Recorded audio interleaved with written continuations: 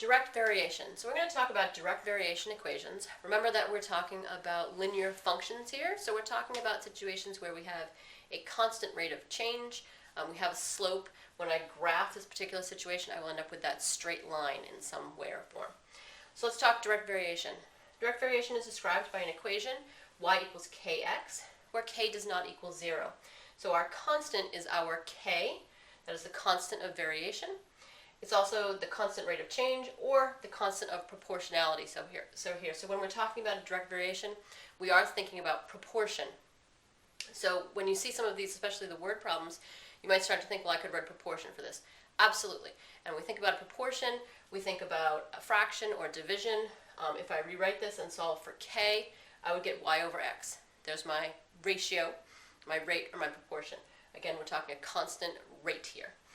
A direct variation graph always passes through the origin. So let's take a look at a few situations where we apply this.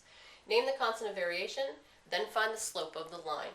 So in an equation, y equals 2x. Again, this equation is written as our direct variation equation is written, y equals k times x. Our constant of variation is our coefficient of x. So y equals 2x. The k is our constant, k is our coefficient, so 2 is our constant of variation. So k is equal to 2. Second part, what is the slope of the line? And we can find slope from a graph two different ways. We can find that slope using rise over run on the graph. So if I did a rise of 2 and a run of 1 here, I would come up with a slope of 2. That's one way to look at it. We could also do it mathematically using the slope formula. So again, y2 minus y1 over x2 minus x1. I take one of my ordered pairs, y over x, plug that in. Take my second ordered pair, y over x, plug that in. Do the subtraction. I come up with a slope of 2. So I should come up with the same number here, since the constant of variation is the same as the slope. It's the same as the rate of change. I'm looking at the same situation. That number should reflect the same for all of those.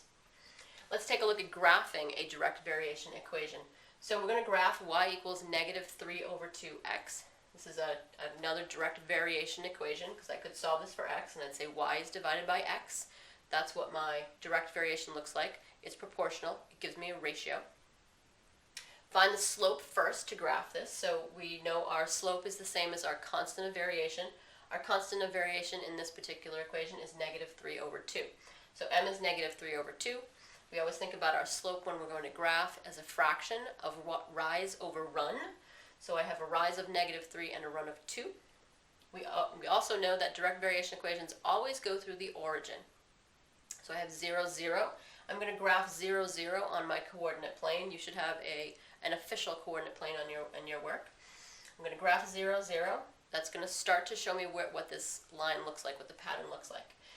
Next, I'm going to use a rise of negative 3 and a run of 2 to draw another point so I can see the pattern. So I'm going to start at the origin. I'm going to go down 3 because I've got a rise of negative 3. I'm going to go to the right 2. Again, to the right is my positive, and plot that point. And then I'm going to draw a line through the points. So again, remember, these are just showing us the pattern. The line shows all the ordered pairs that work in this particular equation. And that's what we're really doing here. We're graphing all of the solutions for this by drawing that line. And so that is the graph of our equation, y equals negative 3 over 2x. All right, next let's look at some different situations of direct variation equations. So suppose y varies directly as x. That's how you know we're talking direct variation. It says it varies directly. Direct variation. The words are right there. And y equals 9 when k equals negative 3. Write a direct variation equation that relates x and y. Use the direct variation equation to find x when y equals 15. So we've got two pieces here. First, we're writing an equation, and then we're solving for x if y is equal to 15. So first, let's write our equation. We need to have a k, because we're going to write our equation y equals kx.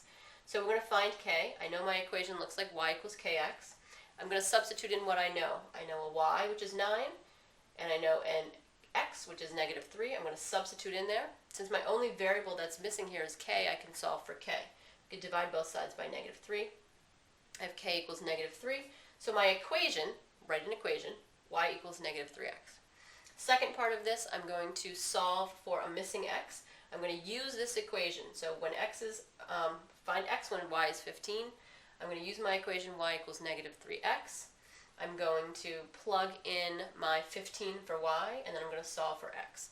So x is negative 15 when y is negative 5 when y is 15. Next, let's look at a word problem. The Ramirez family is driving cross-country on vacation. They drive 330 miles in 5.5 hours. Two parts to this. Write a direct variation equation to find the distance driven for any number of hours. So we want a generic equation. We also want to estimate how many hours it would take to drive 500 miles.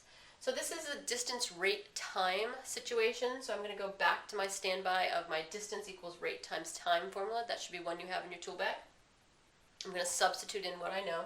I know that I have a distance of 300 when the time is 5.5. I'm going to solve for my rate. I come up with a rate of 60 miles per hour in this case. So 60 equals the rate. I'm going to plug that back into my formula, into my original equation. D equals 60 times t. Again, if we think about proportionality, that makes sense. I would use a rate to think about a proportional situation. My second part was to figure out how many hours it's going to take them to drive 500 miles. So I'm going to plug this in. I'm going to use my equation. I'm going to plug in my 500 for my distance. I'm going to solve, and I come up with 8 1/3 hours in this particular direct variation equation.